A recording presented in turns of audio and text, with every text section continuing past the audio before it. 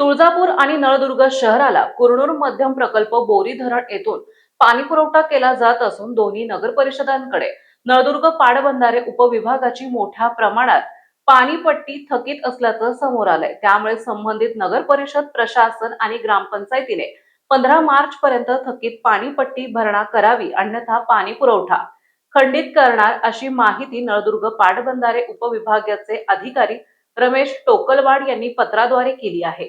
नळदुर्ग पाटबंधारे उपविभागाने दिलेल्या माहितीनुसार जानेवारी 2026 अखेर नगर परिषद तुळजापूरकडे 63.83 लक्ष रुपये तर नगर परिषद नळदुर्गकडे 44.81 लक्ष रुपये इतकी पाणीपट्टी थकीत असल्याचं पत्राद्वारे माहिती दिली आहे।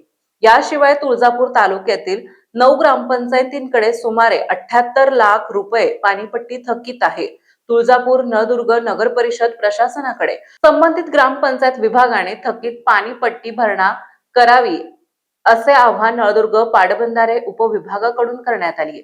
पाणीपट्टी वसूल संदर्भात नळदुर्ग पाटबंधारे उपविभागाकडून पाठपुरावा केला जात असल्याची माहिती नळदुर्ग पाटबंधारे उपविभागाचे अधिकारी रमेश टोकलवाड यांनी दिली आहे।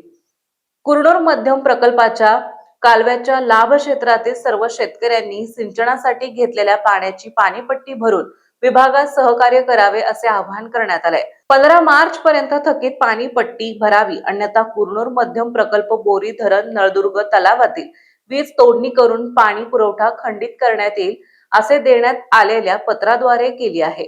RSR news Marathi, Satish Rathod, Naldurg, Tuljapur.